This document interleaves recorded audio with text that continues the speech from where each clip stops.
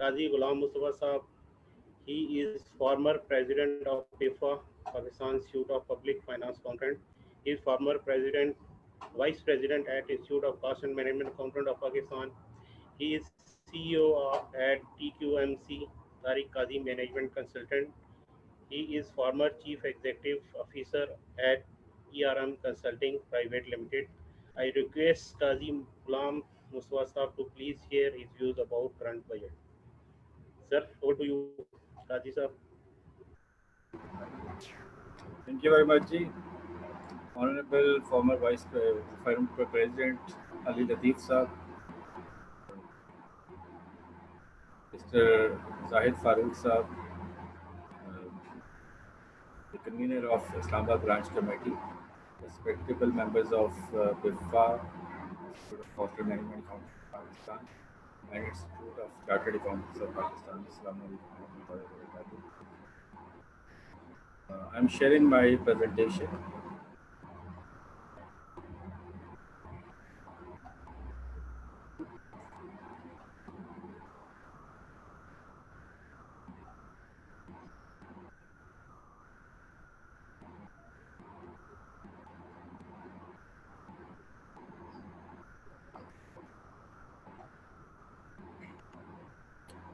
I'm starting from the key highlights of the budget 2021.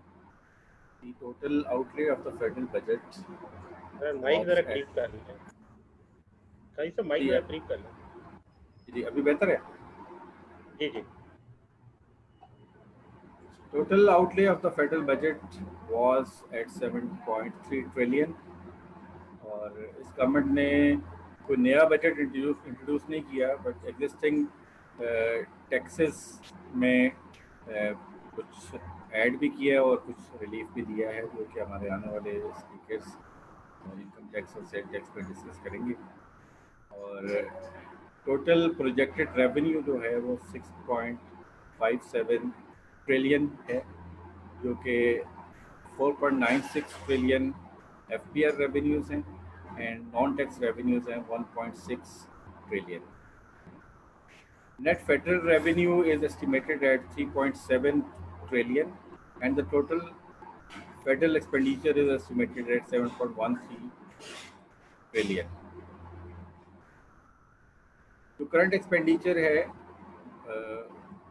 for the year 2020-21 वो 6.34 trillion estimate किया गया है और जो provincial share under NFC award है वो 2.87 ट्रिलियन है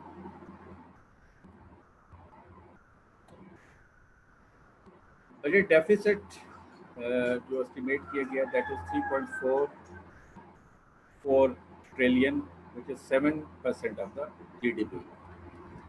The size of public sector development program for the year 2020-21 has been estimated at 1.3 trillion, out of which 676 billion is allocated to the provinces.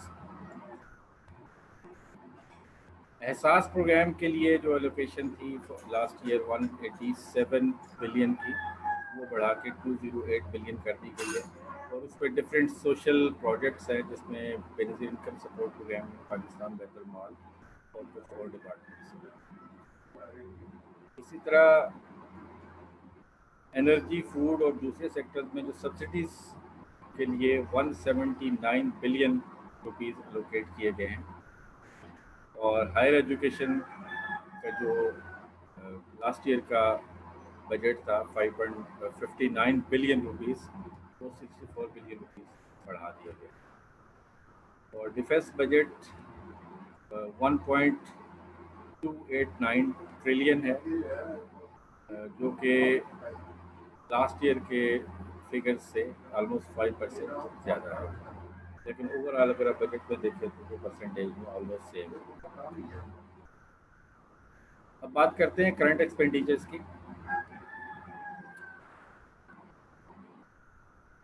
इस budget के ऊपर क्योंकि special circumstances चल रहे थे जो कि कोविड और हमें जो इकोनॉमी आपकी चल रही है दैट इज़ वेरी स्लो तो उस वजह से जो बजट की प्लानिंग है दैट उसमें काफ़ी सारे फ्लॉज हमें नज़र आते हैं, और कोशिश ये की गई है कि जो हमारे नेसेसरी एक्सपेंडिचर्स हैं उनको मीट करने के लिए रिसोर्सेज को प्लान किया जाए, एंड दैट्स इट।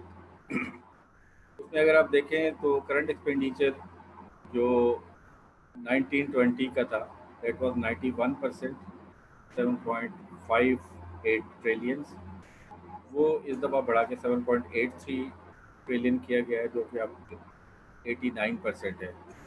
और डेवलपमेंट एक्सपेंडिचर जो लास्ट ईयर 9% था वो इस दफ़ा बढ़ा के 11% किया गया।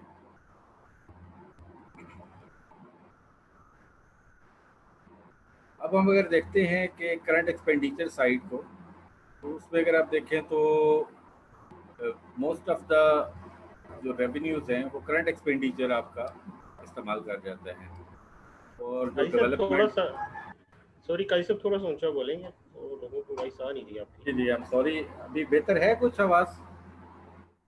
जी जी, या, करीब कर या, लेना माइक को। अच्छा अच्छा। जो करंट एक्सपेंडिचर है वो हमारा जनरली बजट का एक मेजर पार्ट जो है वो कहा जाता है, ठीक है। और अभी अगर आप देखें दुनिया भर में जो डेवलपिंग कंट्रीज़ हैं उनमें हम काफ़ी लैग कर रहे हैं। जैसे बांग्लादेश की एग्जांपल आप लेते हैं तो हम बांग्लादेश जो एक वक्त पाकिस्तान से बहुत पीछे था, उस वो हमसे काफ़ी आगे निकल गया है। इस वक्त अगर हम देखें कि फॉरेन एक्सचेंज रिजर्व्स जो हैं वो बांग्लादेश के 34 बिलियन डॉलर्स हैं, और उनकी जो गारमेंट एक्सपोर्ट्स हैं वो 30.14 बिलियन हैं 11 मंथ 2019 के 11 मंथ की, जो कि हमारी ओवरऑल एक्सपोर्ट से भी ज़्यादा है।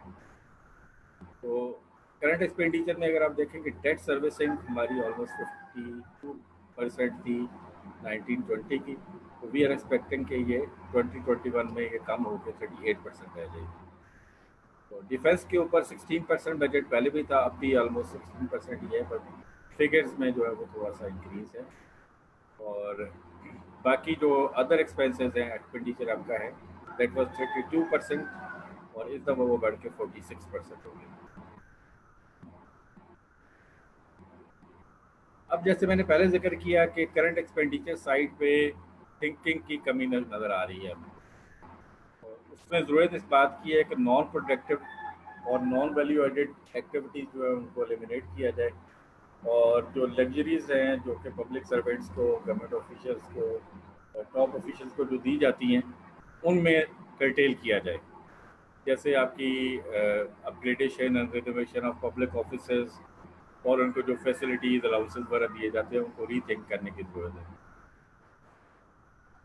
Apparently, the debt servicing as a percentage of budget allocation has been projected to go down from 50%, जैसे मैंने आपको बताया, से 38% पे अब आ गई है। और डिफेंस एक्सपेंडिचर जो है वो पिछले साल भी 16% था, और अब भी ऑलमोस्ट 16% है, डिस्पाइट ऑफ द फैक्ट कि जी ये लास्ट ईयर का जो बजट था 1.2 ट्रिलियन वो अब 1.28 ट्रिलियन हो गया। अब देखते हैं जी कि एक्सपेंडिचर साइड को कि आपका जो जनरल पब्लिक सर्विसेज के ऊपर जो रिवाइज एस्टिमेट्स थे वो 5.5 ट्रिलियन के थे, और अब जो हमने एस्टिमेट किए हैं 4.4 ट्रिलियन के किए। डिफेंस अफेयर्स के ऊपर आपका 1.22, जैसे मैंने डिस्कस किया, ये 1.28 ट्रिलियन पे चला गया है। Public order and safety affairs के ऊपर 153 मिलियंस को 169 मिलियंस को बढ़ा दिया गया है। और इस तरह अगर आप मेनली देखें तो हेल्थ सर्विसेज के ऊपर जो आपका है वो मेजर इंक्रीज आया है, जो कि 12 बिलियन से बढ़ाकर 25 बिलियन कर दिया गया है। तो ये बाकी सर्विसेज जो आपकी हैं एक्सपेंडिचर साइज ये गिवन है, तो टाइम की कमी की वजह से I am skipping it.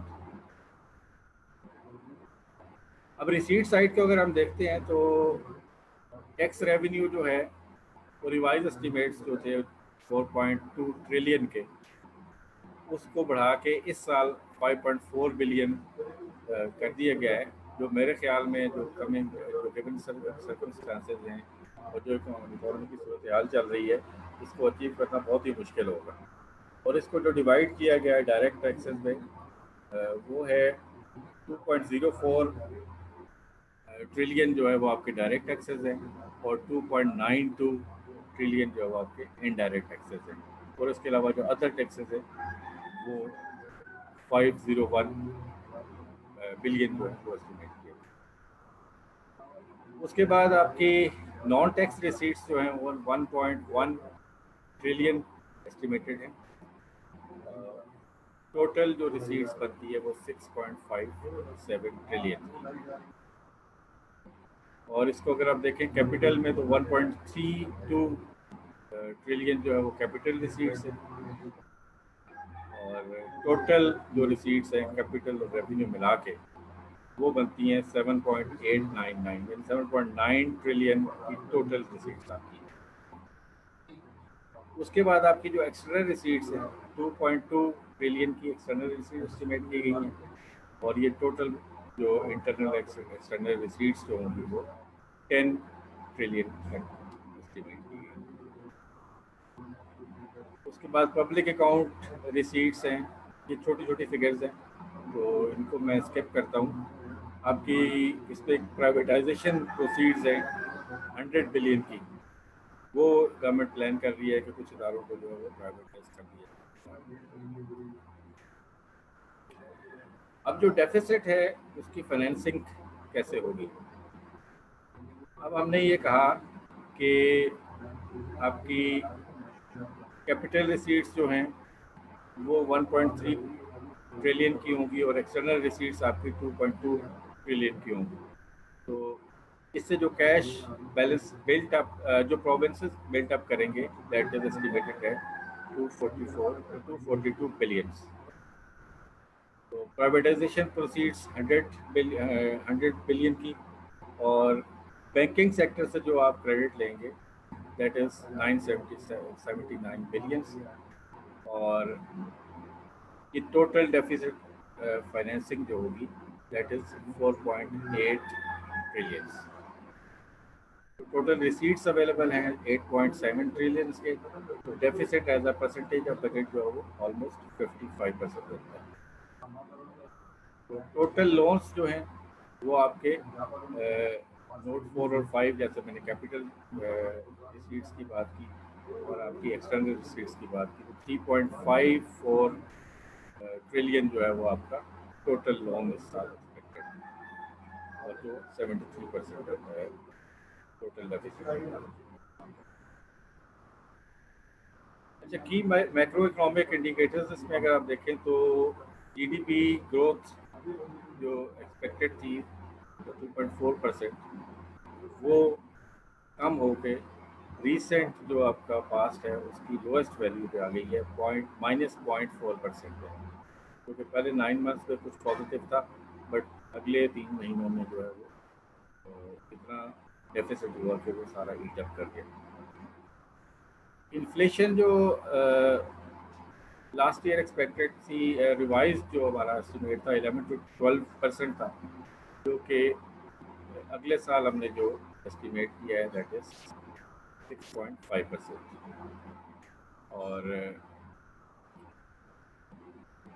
Percentage of GDP में अगर आप देखें टोटल रेवेन्यू जो है वो जीडीपी का तो लास्ट ईयर में 16.7% जो रिवाइज होकर 14.3% रह गया था, इस दफ़ा वो 15.9% प्रोजेक्टेड है।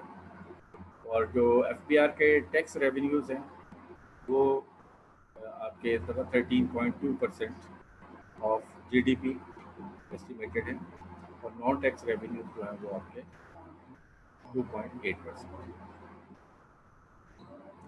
इस तरह एक्सपेंडिचर साइड में अगर आप देखें as a percentage of GDP, तो आपके करंट एक्सपेंडिचर जो हैं वो आपकी जीडीपी के 20% के इक्वलेंट है, और डेवलपमेंट एक्सपेंडिचर जो है वो 2.9% के इक्वलेंट। फिजिकल बैलेंस जो है दैट इज -7%।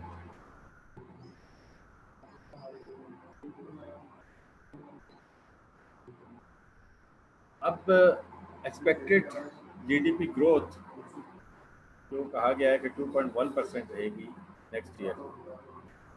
तो ये assumption ये है कि economic activities will come to normal, क्योंकि हम ये देख रहे हैं कि पेंडेमिक कोविड-19 की वजह से इकोनॉमिक एक्टिविटीज़ जो है वो होल्ड पे चली गई और आपकी मेजर इंडस्ट्री जो है वो काम नहीं कर रही और आपकी एक्सपोर्ट भी ऑलमोस्ट जो है वो जीरो पे खड़ी है।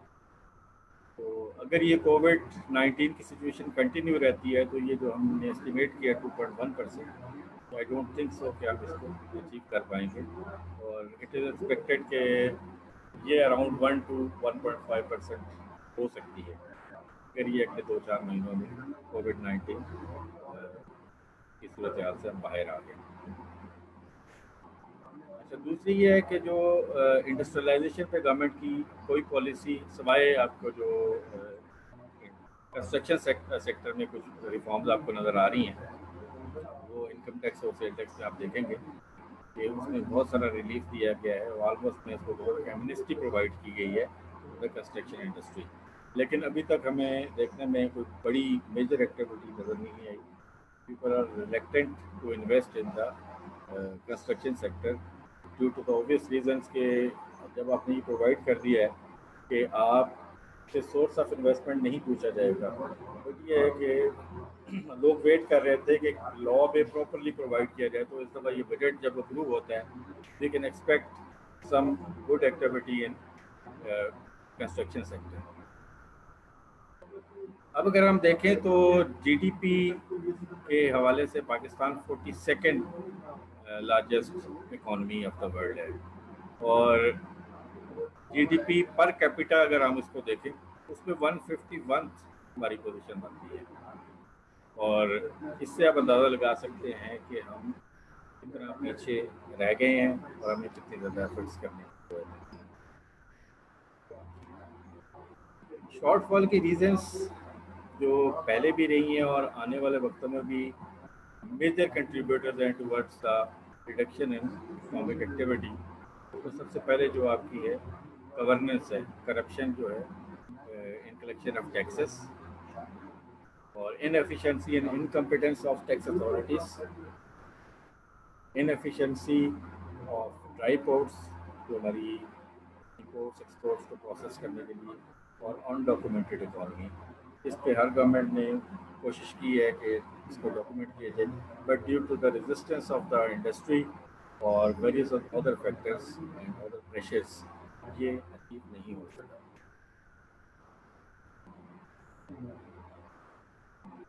अच्छा, measures for increasing economic activities. Existing businesses के लिए जो हैवी टैक्सेस हैं इस वक्त कि एक बिजनेसमैन को अगर इम्पोर्ट कर रहा है तो स्टेट पे भी टैक्सेशन है, customs and federal excise duties भी उसको पे करनी होती हैं। विद होल्डिंग की सूरत में एक बहुत बड़ा जो ज़्यादातर आप ये देखेंगे कि वो मिनिमम टैक्सेस करार देती है कि इंस्टेड ऑफ कि आपकी रेवेन्यू बेस्ड या इनकम बेस्ड टैक्सेशन हो, वो आपकी रिसीट पे टैक्स बेस्ड टैक्सेस होगी, चाहे वो इनकम टैक्स हो या सेल टैक्स हो, which has to be done away with, और इस हैवी टैक्स बर्डन को रिलीज़ करना बहुत ज़रूरी है। दूसरा ये है कि आपके बिजनेस प्रोसेसेस जो हैं, जो डिफरेंट एरियाज़ हैं ईज़ ऑफ डूइंग बिजनेस के, उनको भी फर्दर इम्प्रूव करने की ज़रूरत है, और ये स्टार्ट होते हैं from registering property to establishment of the companies और उनकी जो कंप्लाइंस है और बाकी एरियाज़ हैं। ऑल्दो के बोथ FBR और SEC जो है वो अपनी वेबसाइट्स के ऊपर अब ये बता रहे हैं कि हमने क्या क्या एक्टिविटीज़ की हैं ईज़ ऑफ डूइंग बिजनेस के हवाले से, बट इसके अलावा बहुत सारी चीज़ें ऑन ग्राउंड करने की ज़रूरत है। इस तरह जो न्यू बिजनेसेस हैं उनके लिए टैक्स एग्जम्पशंस और इंसेंटिव्स देने की ज़रूरत है ताकि वो अपना स्टार्टअप जो है वो बेहतर कर सकें, और एक मूव चलाने की ज़रूरत है कि लोग बिज़नेस में आएँ और इन्वेस्ट करें। ये हमारी नज़र भी होनी चाहिए कि स्पेशली कि कोविड-19 की सिचुएशन जो पैदा हुई है उसके बाद जो न्यू बिज़नेस इमर्ज होंगे, जो टेक्नोलॉजी बेस्ड होंगे और जो ट्रेडिशनल बिजनेस से डिफरेंट होंगे, उससे हम कैसे फ़ायदा उठा सकते हैं, हमारी यंग जनरेशन को उसमें ट्रेन करने की ज़रूरत है। और उसके बाद ये है कि फॉरेन एक्सचेंज रिजर्व्स जो हमारे हैं वो डिप्लीट हो रहे हैं, and we need to do some concrete measures to improve the position of the foreign exchange. ये है कि जी इम्पोर्ट सब्स्टिट्यूशन है, फॉरेन डायरेक्ट इन्वेस्टमेंट की एफर्ट होनी चाहिए, और जो फॉरेन लोन्स हैं उनको देखना चाहिए कि कैसे मैनेज कर सकते हैं। अब मैं बात कर रहा था कोविड-19 की, तो ये नॉट ओनली पाकिस्तान, पूरी दुनिया सफ़र हुई है इससे। और सबसे बड़ी एग्जांपल तो ये है कि we have experience historically one of the lowest GDP growth, negative जो GDP growth for the last preceding year. और इसमें चूँकि बिजनेसमैन पाकिस्तानी जो हैं they are not familiar with various technological advancements जो कि आपके वर्क फ्रॉम होम को फैसिलिटेट करती हैं ना, आपके जो HR है वो इसके लिए तैयार है। We need to do more in this area, क्योंकि आप ये देखें कि अगर आप वर्क फ्रॉम होम करते हैं तो उसमें आपको प्रॉपर पॉलिसी की ज़रूरत है। उसके बाद आपका HR पूरा ट्रेंड होना चाहिए, और जो सिस्टम्स रिक्वायर्ड हैं इसके लिए, ये जो हम आज मीटिंग कर रहे हैं जूम के ऊपर, तो ये वन ऑफ द सिस्टम है। उसके बाद जो आपकी टीम कोलैबोरेशन है, आपकी जो डिस्पैच ऑफ योर वर्क है, और उसके बाद क्लाइंट्स के साथ आपकी कोऑर्डिनेशन है, इसके लिए डिफरेंट टूल्स अवेलेबल हैं। और हमें ज़रूरत इस बात की है कि सस्ते और अच्छे टूल्स जो हैं वो प्रोवाइड किए जाएँ हमारी इंडस्ट्री को, ताकि उनका बिजनेस फर्दर सफ़र ना हो। These were some of my points जो मैं चाह रहा था कि बिफोर आप टेक्निकल सेशंस करें अपने इनकम टैक्स और सेल्स के ऊपर, तो मैं कुछ बेसिक्स बता दूं आपको, तो बजट की हाइलाइट्स क्या है। Thank you very much. अल्लाह हाफ़िज़।